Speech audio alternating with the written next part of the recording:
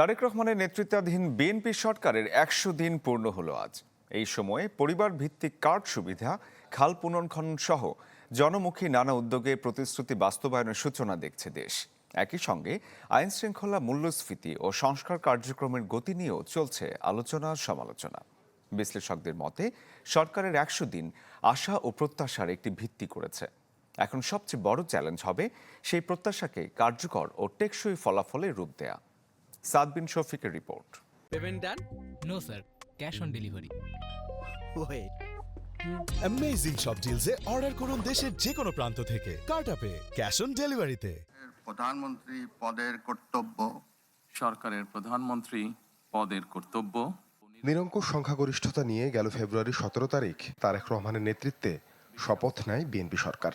গণঅভ্যুত্থান পরবর্তী প্রথম নির্বাচিত সরকার জন আকাঙ্ক্ষা পূরণে কতটা মনোযোগী হয়, শুরু থেকেই সেদিকে নজর ছিল সবার। দায়িত্ব নেয়ার পর মন্ত্রিসভার প্রথম বৈঠকে পণ্যমূল্য নিয়ন্ত্রণ, আইন শৃঙ্খলা ও জ্বালানিকে অগ্রাধিকারের সিদ্ধান্ত নেওয়া হয়। নির্বাচনী প্রতিশ্রুতি পূরণে কৃষক কার্ড, ফ্যামিলি কার্ড সহ খাল খনন কর্মসূচির দ্রুত বাস্তবায়ন প্রশংসা কুড়িয়েছে বটে, তবে স্থায়ীভাবে দারিদ্র্য কমাতে পদ্ধতিগত সংস্কারের পরামর্শ বিশ্লেষকের। সরকার প্রথম ১০০ দিনে অনেকগুলো গুরুত্বপূর্ণ কাজে হাত দিয়েছে, যেমন ফ্যামিলি কার্ড, কৃষক কার্ড, খাল খনন ইত্যাদি। কিন্তু দেখুন, এগুলো প্রয়োজন, কিন্তু এগুলোর চেয়ে বড় প্রয়োজন হলো মৌলিকভাবে সংস্কার। যেমন এগুলো তো দেওয়া হবে দরিদ্র পরিবারকে, কিন্তু যেই ব্যবস্থায় দারিদ্র্য তৈরি হয় সেই ব্যবস্থার সংস্কার প্রয়োজন। দায়িত্ব নেওয়া ২ সপ্তাহের মাথায় মধ্যপ্রাচ্যে ইরান সংকট চাপে ফেলে সরকারকে। এতে জ্বালানি সরবরাহে দেখা দেয় অস্থিরতা। শুরুতে বেকায়দায় পড়লেও পরবর্তীতে দাম বাড়িয়ে পরিস্থিতি সামাল দেয় সরকার। এই জাতীয় অস্থিরতা জ্বালানির বাজারে, বৈশ্বিক বাজারে থাকবেই, নানানভাবে আসবে।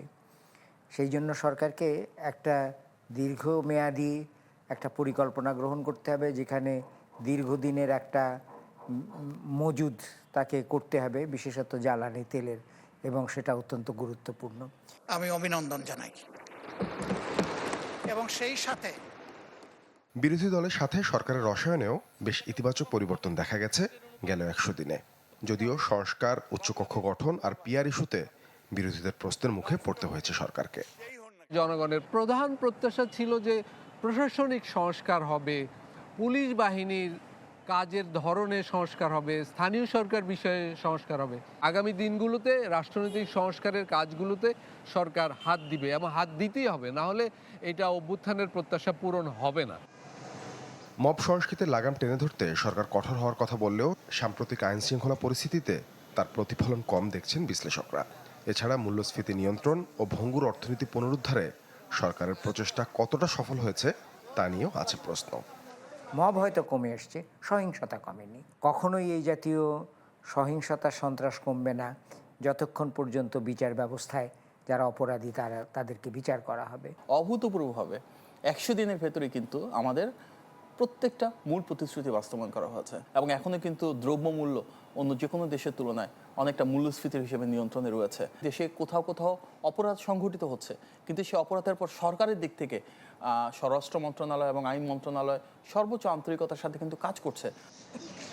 দেশ পরিচালনায় কেবল জনতুষ্টিমূলক পদক্ষেপ না নিয়ে সরকারকে প্রশাসনিক ও রাজনৈতিক দক্ষতার পরিচয় দেওয়ার পরামর্শ বিশ্লেষকদের।